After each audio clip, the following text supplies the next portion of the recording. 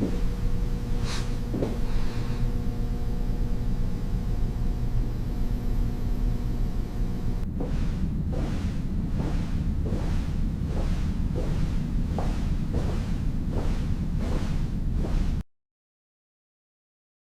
guard yanked Subject 17 upright beneath the bright bulb and ordered, "Sit," as the light hummed without end. Fear tightened at the base of his throat and drove his hands to the thin smock, searching for the frayed identification tag. Subject 17 blinked until his eyelids ached. The gray blue of his eyes resisted focus. The guard's boot struck the metal cot. "Sit, Subject 17, the guard said again. The demand left no room for memory or hesitation. It made the central problem plain. The light had not stopped, and the lights were erasing names. Subject 17 kept his mouth closed and let fear steer the motions that once had been automatic. He straightened, felt the cotton of the institutional smock against his ribs, and forced his feet to land on the cold floor. This immediate, physical fear, the fear of losing what made him someone, pushed him forward now. He touched the woven cloth wristband and found the stopped watch pinned to it. He did not remember when the watch had stopped. He only felt the watch's face like a gap where a name should be. Across the observation pane, the warden stood with a clipboard, the watch on his wrist clicking with a measured tick. He watched Subject 17 with steel, gray eyes bring him to the center panel, the warden to the guard. The guard obeyed. The order was clinical. It turned punishment into procedure and procedure into justification. Subject 17 moved because his hands had been compelled by another's voice, because the warden's presence oriented the whole cell block into experiments and schedules. The corridor light washed everything the same.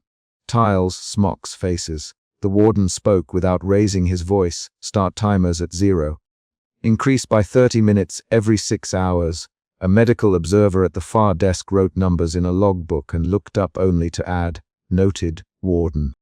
Subject 17 heard these short exchanges as if through cotton, but each phrase directed what would happen to his body and to his ability to say who he was. The warden's plan was clear and cold. It required endurance first and then erasure.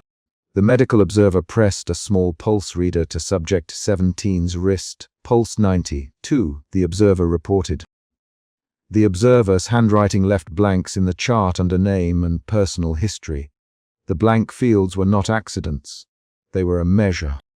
The observer tapped the chart with a pen and said, "Name field empty again." The warden folded his hands behind his back and tilted his head. "Continue the schedule," he said. Subject 17 tried to speak then and found only a dry throat. He mouthed words that landed like dust on the sterile floor. Subject 17's first emotional shift moved him from fear to a brittle suspicion. He watched the warden's jaw tighten and interpreted the crease between brows as assessment, not sympathy.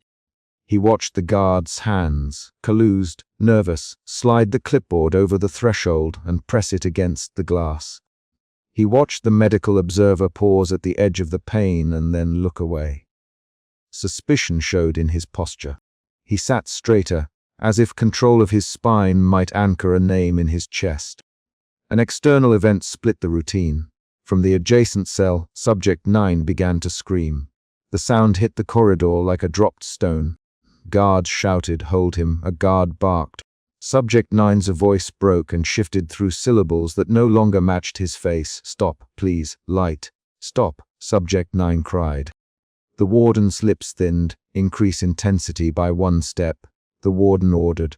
One guard moved to a small panel and flicked a switch.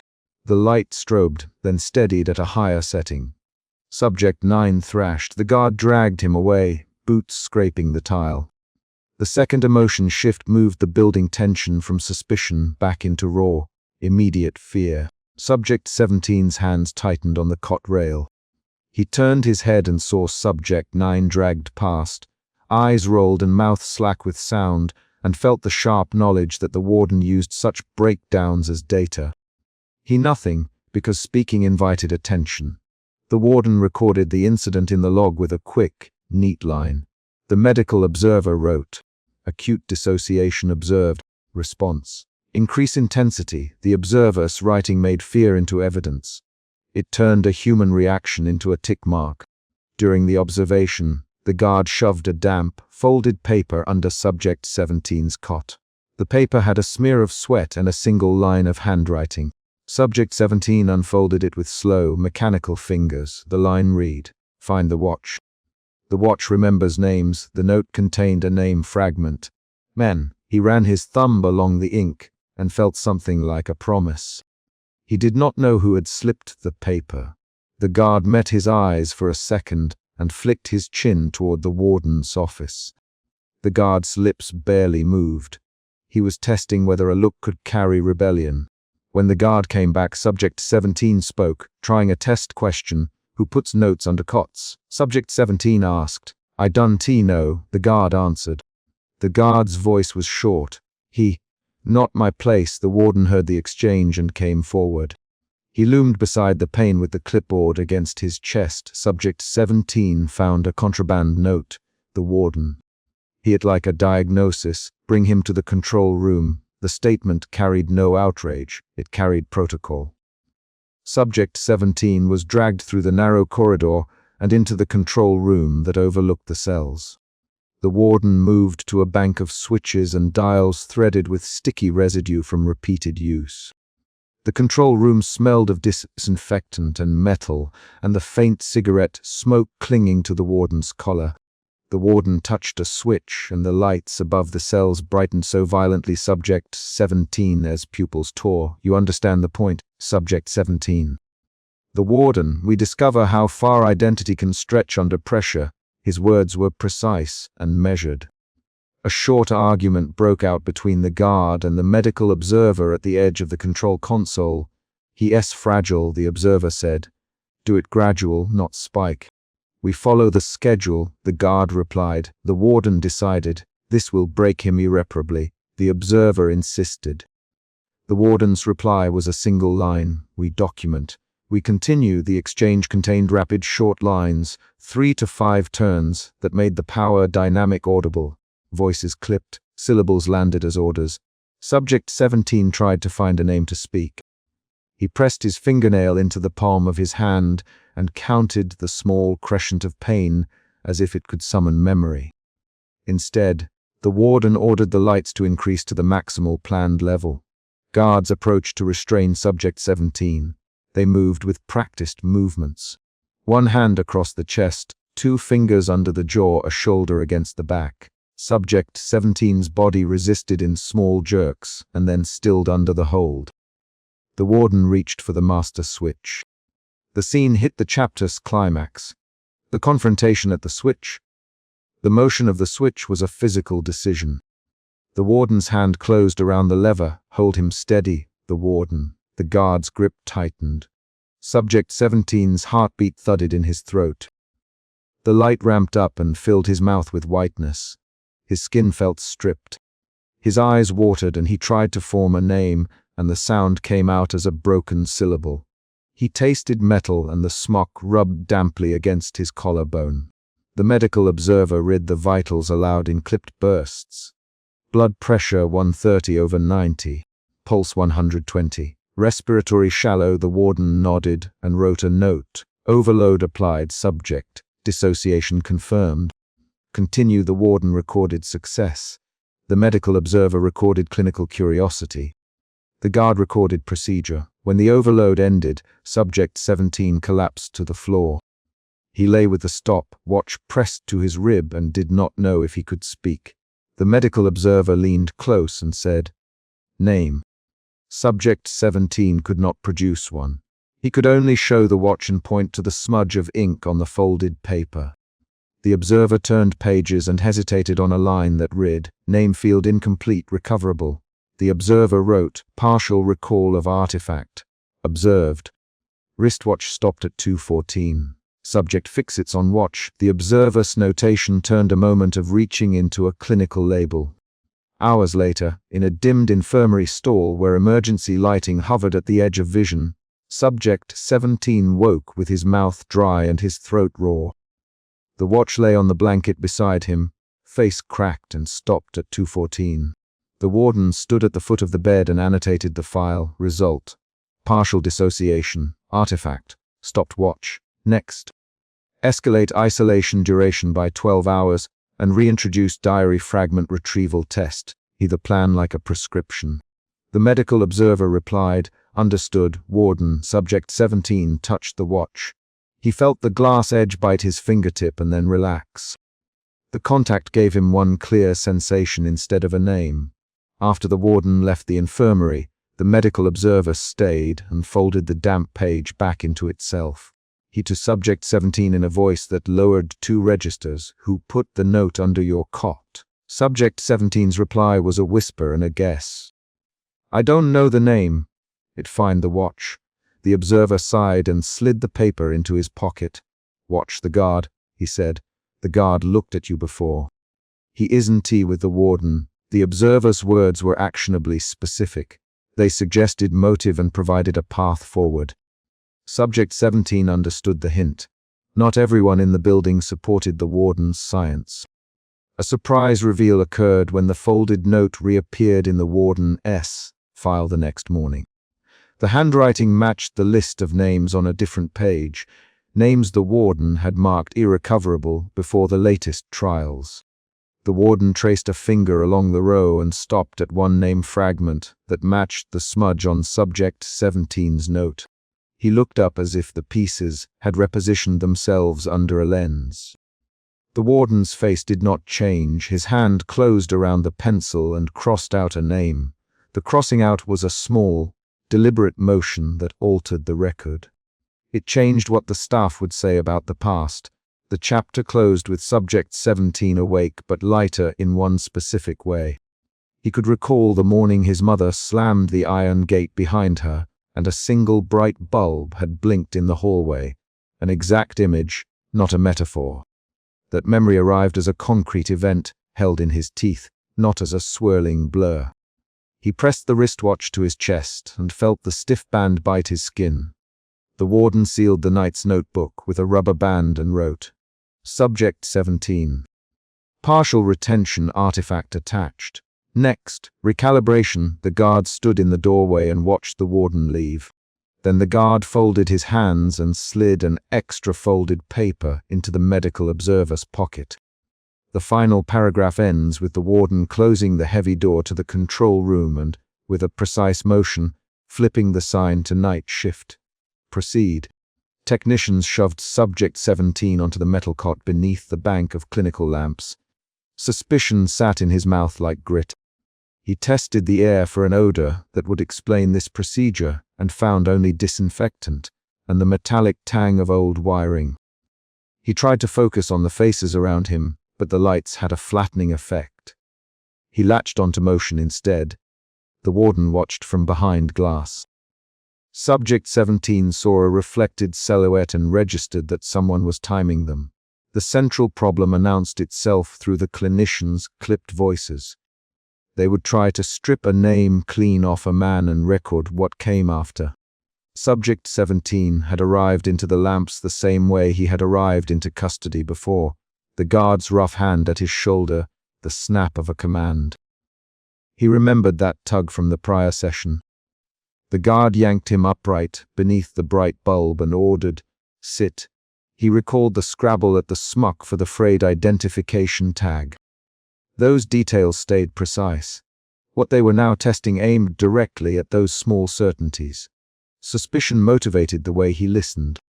Every shift of a tool, every breath he heard through the one-way glass fed a doubt that this was only observation. A technician clipped a sensor to his temple. Just Klein leaned close with a clipboard, eyes flicking between readouts. Subject 17 forced his chin up until his neck strained, attempting to pin a name to himself in the absence of sleep and shade. Name, the technician said. Flat and procedural. The subject tried to answer. His voice left small, broken pieces across the white room. He and then halted. His mouth opened and closed like a trapped animal's. Klein noted the pause and scribbled. The warden's silhouette did not move. The suspicion tightened into fear when his tongue failed to produce the second word. He expected to be able to say his own name. He had practiced that bare phrase in the night. The experiment's aim became immediate and material. They wanted not only to stop him naming himself, but to measure how his body reorganized around that loss. A lab technician, named Harris, adjusted a dial with a gloved hand. Begin naming test 1. Harris, intensity 40%, duration 5 minutes. Proceed. The warden replied through the intercom. Subject 17's throat worked. Subject 17, he managed, in a whisper, pulling the tag into view with trembling fingers. The technicians recorded the utterance. Jutta Klein read aloud the baseline metrics: heart rate, pupil dilation, galvanic skin response. The language in the room was clinical. Subject 17 kept repeating the syllables, as if that repetition might anchor something. At first his answers were simple fragments. I am from home. Each attempt collapsed into a single word that hung in the fluorescence. The warden, from his glassed gallery, tapped a fingertip on the clipboard with mechanical rhythm. He recorded the pauses as data. Subject 17 felt the warden's detached attention like a pressure on his sternum. The suspicion pivoted into anger. If they treated his name as test material, then his body would resist that reduction. He clenched his jaw and tried to force clearer vowels. Say your mother's name. Bruh. Klein instructed without raising his head. Say where you were born. Mother Alina. Subject 17 said, and the name surfaced with a physical image. A chipped kitchen mug with a blue streak down the side and a morning when a gate closed. The technicians circled that answer and exchanged a quick look. A technician muttered, "We have a Q." The sound of that word, Q, shifted the room's mood. Harris walked to the chamber wall and found a damp scrap of paper, a child's scribble pinned under tape. He held it up and handed it through the service hatch. At the sight of the paper, Subject 17's eyes cleared for an instant. He could see the crude loops and the handwriting tilt. He could feel the memory of a son's warm shoulder. The feeling moved him into coherence. The warden's shadow scratched a note on the clipboard. Pause exposure. Dre. Klein suggested, remove the Q. Harris, the voices spiked into argument. Do not remove it. The warden, it skews baseline. It gives him identity back. Jar. Klein replied. He moved his pen faster, signing a bracket that indicated rising dissociation in the readouts. The disagreement opened into a short but sharp exchange. Warden, draws to Klein. This artifact is contaminating the test. We cannot claim erasure if external cues are present. This is data, the warden answered. Data includes response to unexpected stimuli. We are watching a man find a memory. Harris, we should not let him keep it. Turn the intensity up, the warden ordered. Extend 10 minutes. The room's temperature felt the same. The decision altered the subject's physiology. Subject 17's breathing became a count of seconds. The emotion shifted from anger to fear as the lights grew louder and more absolute. Sensors tightened around his skull. The technicians slid straps across his chest. The bright panels climbed. The monitors climbed faster. Subject 17's speech unraveled into breathy fragments. He reached for the scrap of paper on the wall with a shaking hand. A technician jerked it free. No, Subject 17 said, voice thin. Elena. The single name steadied him for a fraction. A technician, named Moreno, murmured, take it to evidence. Moreno's fingers were deliberate. Dura. Klein's brow folded. The warden did not speak. He watched the digits on his watch tick into a schedule. As the exposure continued, the premises of the test changed from simple erasure to control of cueing. The techs argued in clipped sentences that drifted through the glass. We documented a meaningful restoration. Klein, we must note the contamination. We noted resilience. The warden replied, we must press. We must know where identity fractures. The language pivoted and with it came a decision. That decision seeded the next experiment. If removing a memory cue allowed brief continuity, perhaps replacing names would prove more telling than mere absence. Subject 17's hands found the metal rail and he used it to brace himself. He had not planned to act. The action felt like reflex. His blinking became a metronome. He mouthed syllables that would not form. Jutta Klein leaned in and asked, Subject 17, what year were you born? The question was rapid. Clinical 19, he said. The word landed clipped and wrong. The monitors spiked. Harris exchanged a look with Moreno. The warden picked up his pen and wrote a single sentence. Increase duration and begin naming replacement protocol if necessary. Outside the chamber, a technician's gloved hand slipped on a control. It might have been an accident. It might have been a deliberate miscue. The lights surged. The surge was immediate and physical. Fluorescent panels flared, hum intensified, and a thin smell of ozone reached the subject's nose. Subject 17 flinched and reached upward toward the fixture as if to smother the source. The motion was violent, driven. He tried to tear at the bulb itself. Stop. One technician shouted. Hands moved in to restrain him. In the struggle he struck out, palms slapping against a gloved wrist. The lamp's brightness washed the room, his vision fragmented along the edges. The surge and the next seconds formed the chapter's peak. Subject 17 bucked and lunged. Security aide, a man named Calder, stepped in and grabbed the subject's shoulders. Calder, restrain, the warden ordered. The confrontation was physical and quick. Calder pinned Subject 17 to the cot while two technicians secured his arms. Dra. Klein shouted, record the rupture, start emergency protocol. The warden's voice remained controlled. Note. First visible fracturing of self, post-rupture behavior. The subject's head rolled back. Light spiked across his pupils. He screamed once, a thin animal sound that then turned into a low, inarticulate noise as staff covered his mouth. After the immediate restraint, the room resembled the scene before a resumption of routine. Hands moved to check straps, to reset dials, to mark the incident time. Dra. Klein argued for altering the protocol. We should stop for observation, he said. His speech shows long-term dissociation. We must not push further without an ethics review. Ethics reviews slow data collection. The warden, we are not here to coddle subjects. We are here to learn the mechanics. The warden's line of argument hardened the group. Harris and Moreno hesitated. Calder breathed a short, sharp breath and kept his hands on the restraints. The emotion shifted again. From fear back into a brittle, resentful compliance among the staff. Subject 17 lay quiet under the straps.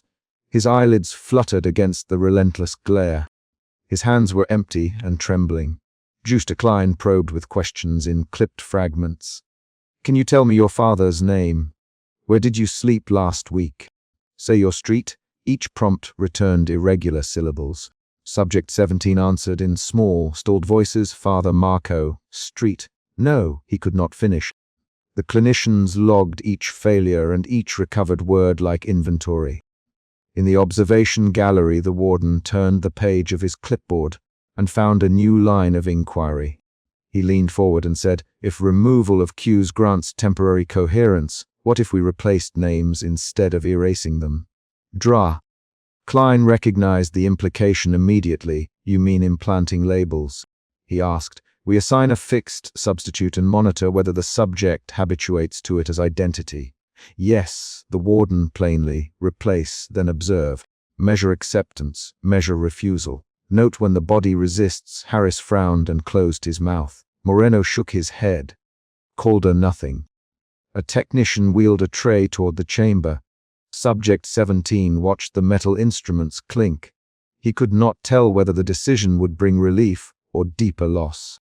He breathed using the strap at his chest, counting slowly to keep from panicking. The staff prepared a new schedule. Jude Klein's notes became more tentative. He circled sections and underlined the word ethics. The warden circled a different note. Control variables, the argument resumed, quick and sharp, 3 to 6 lines that cut like surgical clamps. You cannot it. Klein, you cannot graft a name without consent. Consent invalidates the experiment, the warden replied. We have observed spontaneous consent under duress before.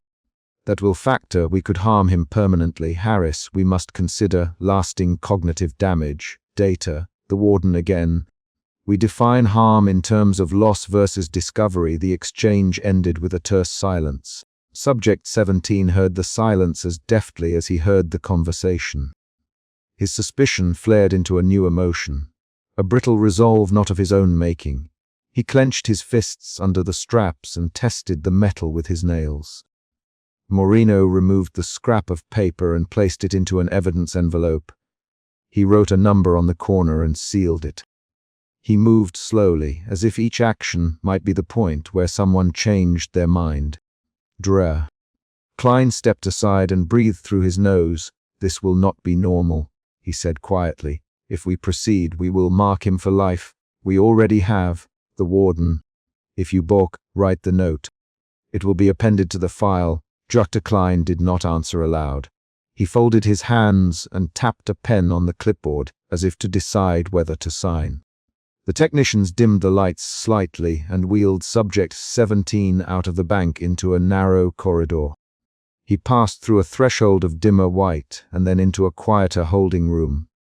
The corridor smelled of bleach and old paint. As the cot rolled, his eyes caught the warden's silhouette again through the observation window. The figure watched him being carried off. Subject 17 felt the cords of his identity tighten into one small, fragile point. His breathing became work. In the holding room, Dra. Klein spoke to Subject 17 in a voice meant to sound patient. "We were going to try a different method," he said.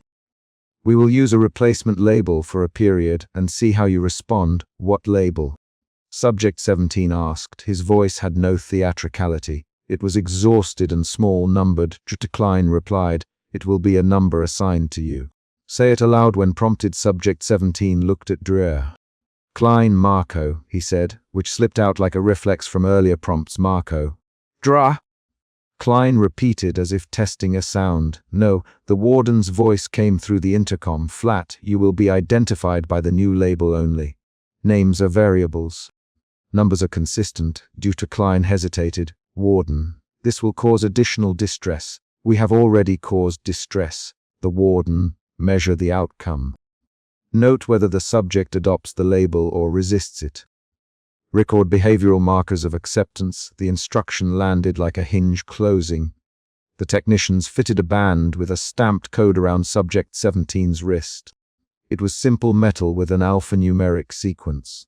Moreno fastened the last clip and tapped it to make sure it held. Calder checked the strap tension and stepped back. Dr. Klein read the sequence aloud and recorded the moment. Subject 17, who had clung to a single remembered word, felt the new mark sit heavy on his skin. He tested it with the tips of his fingers. The metal was cool and the cut edges scraped faintly against his wrist. He the sequence out loud when asked. The sound of those characters was not a name. It was an inventory.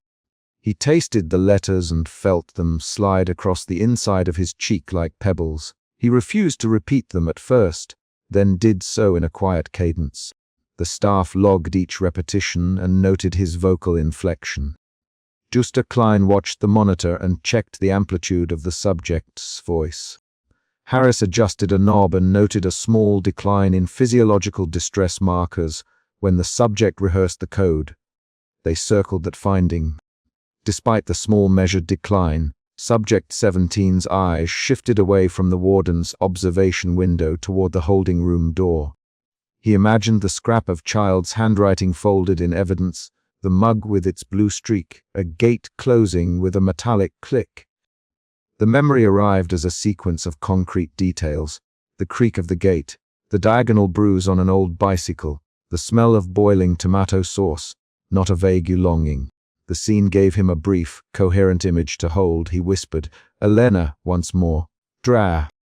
Klein heard it and wrote the time. Moreno glared. "Do not feed him cues," he ordered, and his voice was sharp. Calder moved closer to the door. The warden annotated the incident.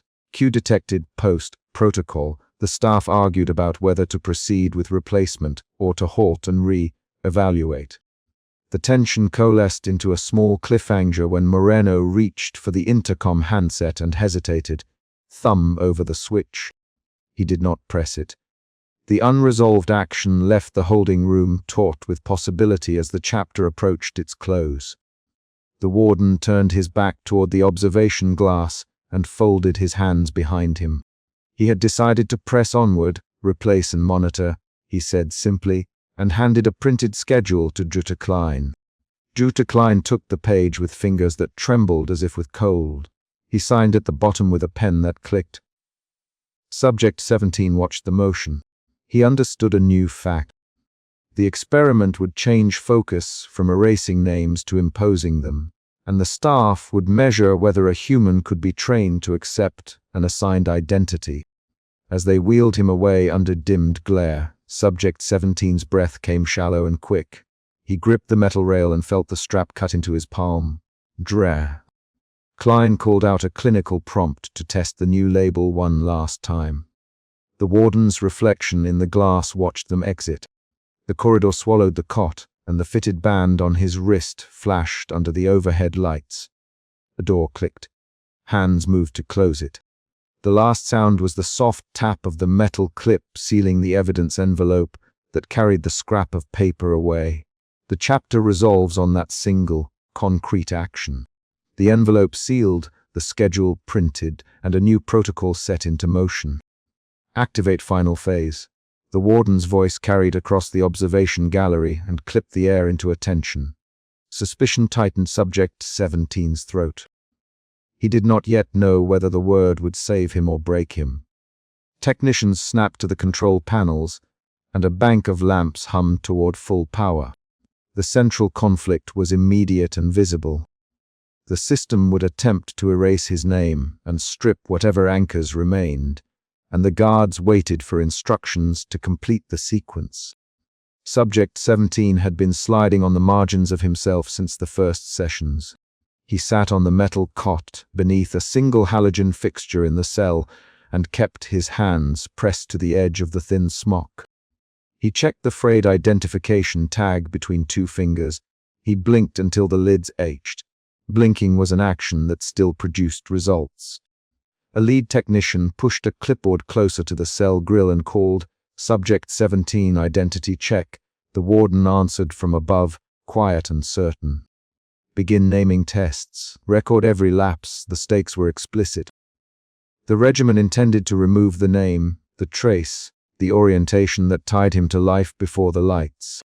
He knew the layout by repetition. The gallery above, the raised observation bank, the lamp housings that tracked each cot, the technician's cheap watches. He remembered a guard yanking him upright under a bright bulb in an earlier run. He remembered being shoved onto the metal cot beneath clinical lamps when they introduced the naming sequence. Those scenes were facts to work from, not images to blur. He counted them like rhythms in a breath. The warden's presence had always held the regimen together. Now it presided over its last, calibrated stage. The warden stepped to the main viewport and folded his hands behind his back. He watched through glass at Subject 17 with the same assessment he used for instruments. "Lead technician," he said. "Override in 15% increments. Watch the pupil response. Do not stop at convulsions unless ordered." His voice did not change on the last clause, but everyone heard the weight of permission. The lead technician tapped commands into the console. A junior technician, hands trembling, slid a sealed box on a wheeled cart toward the cell door. The cart's arrival introduced the second immediate problem, a test of recognition. The lead technician unlocked the inner hatch and pushed the box through the opening until Subject 17 could reach. He lifted the lid with measured motions and exposed a folded photograph and a smudged identification tag name. The lead technician asked, voice clinical. Subject 17 reached for the tag.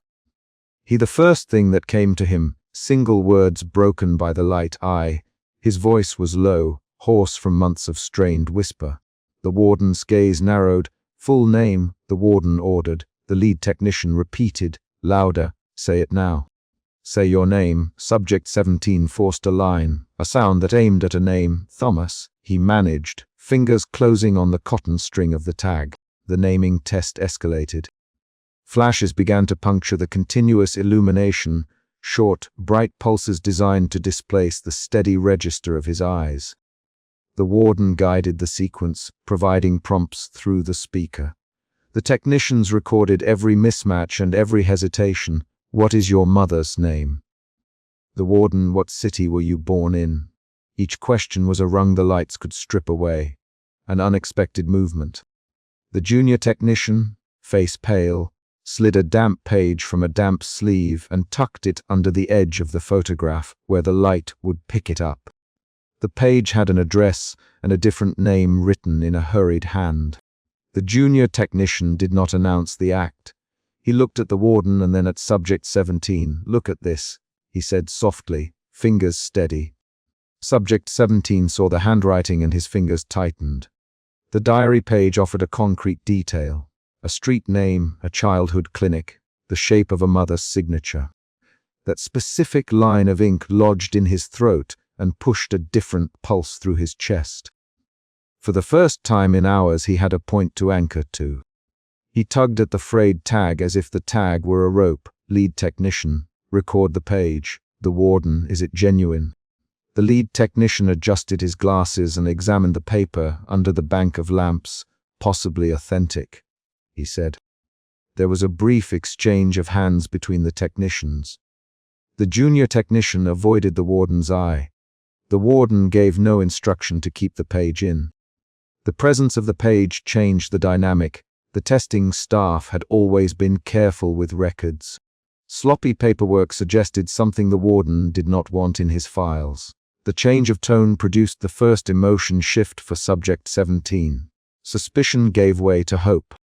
He bent and tried to fit the photograph against the smudged tag. He whispered, which in the cell sounded like a scraped hing, "It says John Street." He repeated the address aloud, mouth forming the words stiffly, "John Street." "My mother signed as Lucille." His voice rose a fraction. The warden did not answer immediately. The lead technician scribbled into the log with a hard, even hand.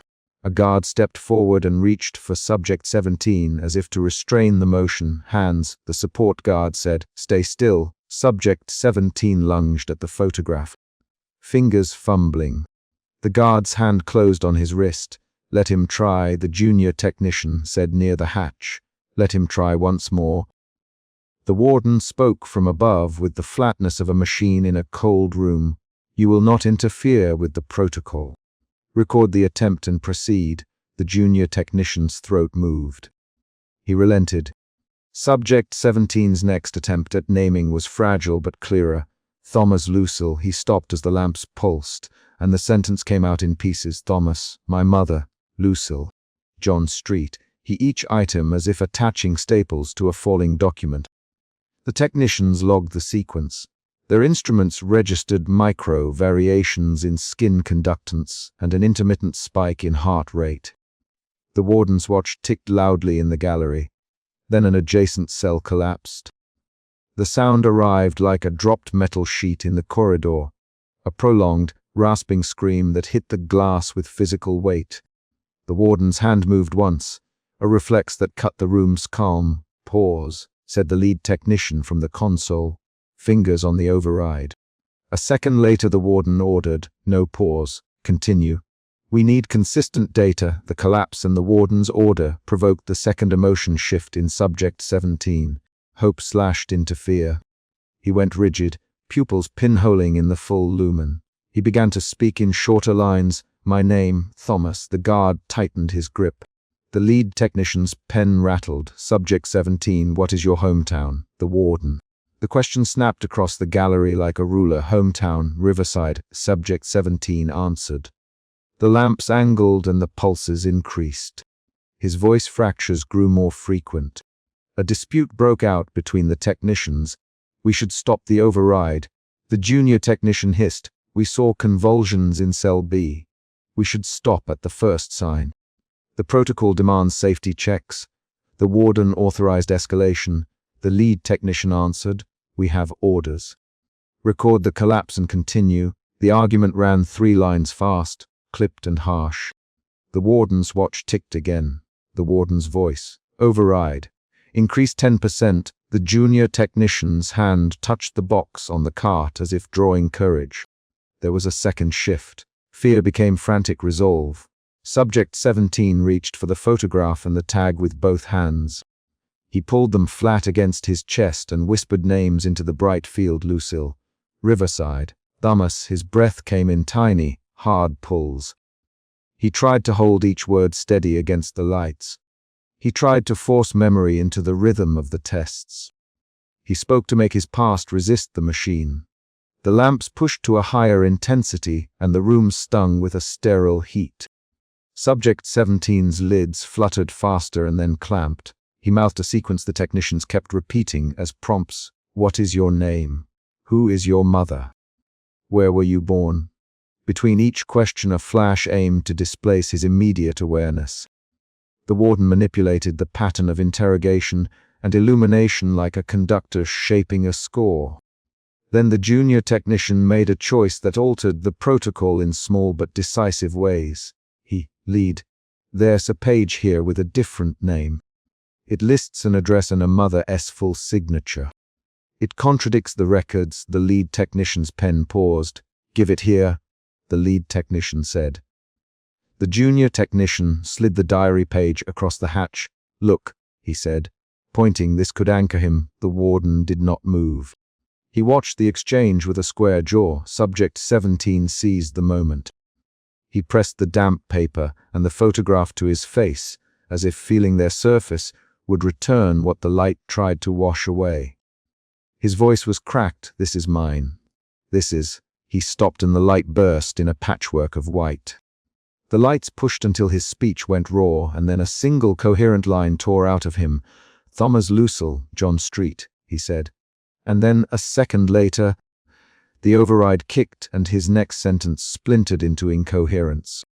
The technicians recorded the falter. At that point, the warden ordered an intensity override, increased to maximum. Record pupil dilation every 5 seconds. If a subject emits an anchor response, mark it and proceed. The room tilted around the edge of obeying that order. The junior technician's hand hovered over the stop control and did not press it. He had seen the collapse in the adjacent cell and felt the protocol's moral weight sit on his shoulders. Subject 17's body reacted beyond speech. He began to thrash against the thin restraints, trying to reach the photograph. The support guard clamped on his shoulders, and a technician approached with a sedative injector. There were 3 rapid lines of dialogue between the lead technician and the guard. Sedative now, we still recording, administer. Then continue, the injector hissed, and the needle found the loose skin at the neck. Subject 17 bit a single syllable, and then his voice smoothed out to a small, tight sound. He struggled and then went still. This was the chapter's peak.